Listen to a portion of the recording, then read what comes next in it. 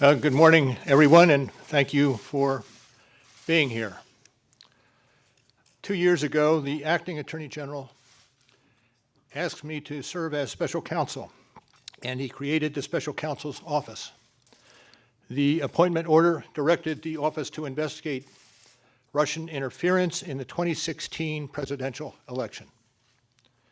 This included investigating any links or coordination between the Russian government and individuals associated with the Trump campaign. Now, I have not spoken publicly during our investigation. I'm speaking out today because our investigation is complete. The Attorney General has made the report on our investigation largely public.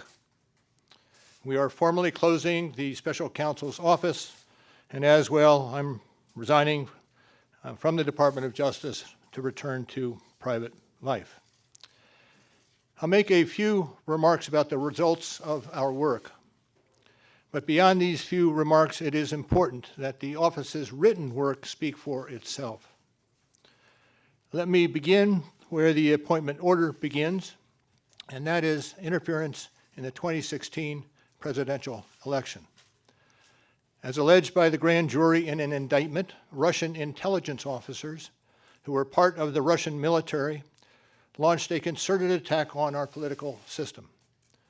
The indictment alleges that they used sophisticated cyber techniques to hack into computers and networks used by the Clinton campaign.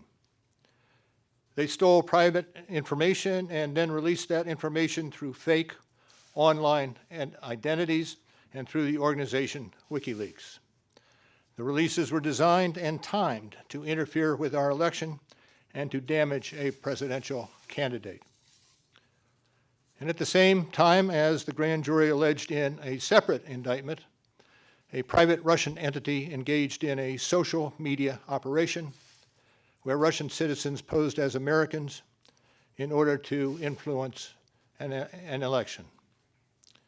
These indictments contain allegations, and we are not commenting on the guilt or the innocence of any specific defendant. Every defendant is presumed innocent unless and until proven guilty. The indictments allege, and the other activities in our report describe, efforts to interfere in our political system. They needed to be investigated and understood, and that is among the reasons why the Department of Justice established our office. That is also a reason we investigated efforts to obstruct the investigation. The matters we investigated were of paramount importance. It was critical for us to obtain full and accurate information from every person we questioned.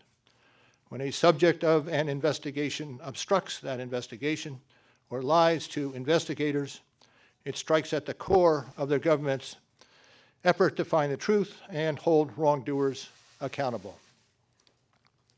Let me say a word about the report.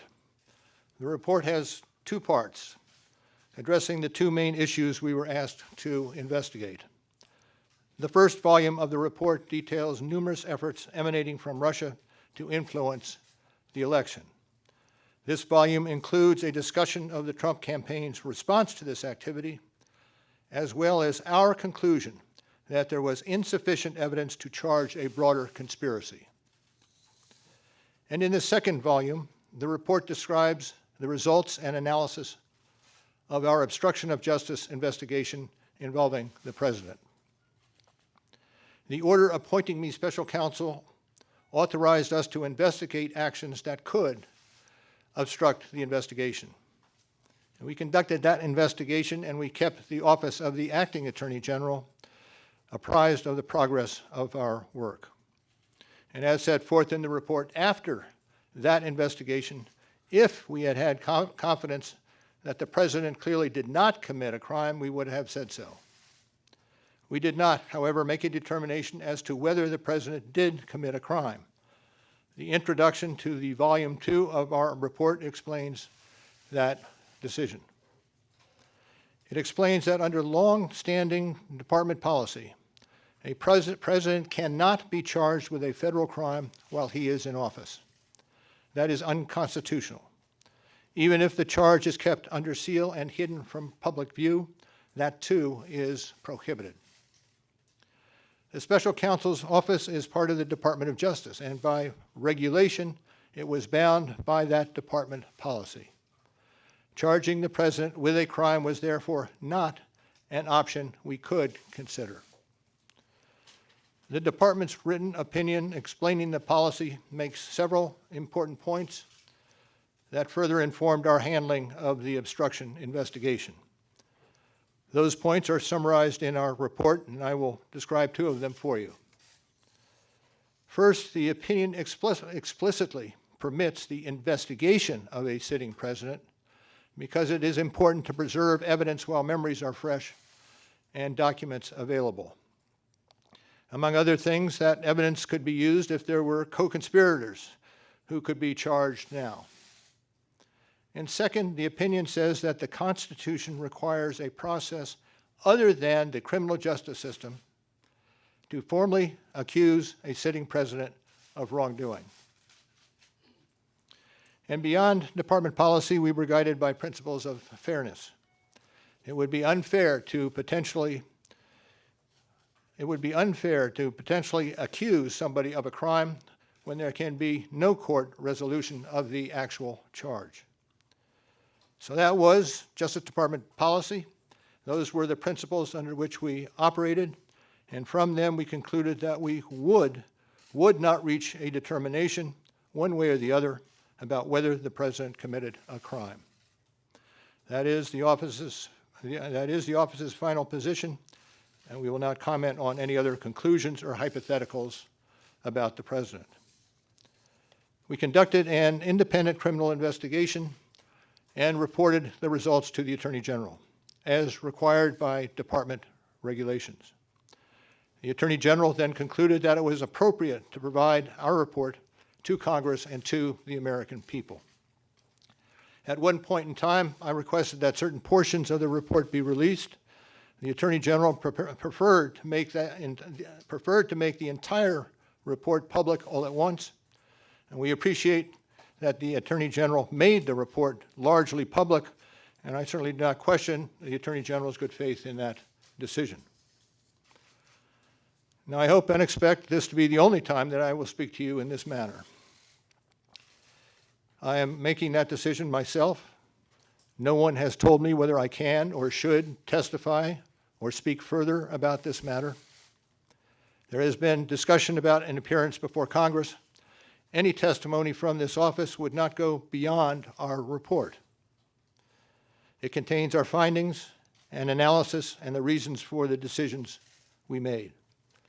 We chose those words carefully, and the work speaks for itself.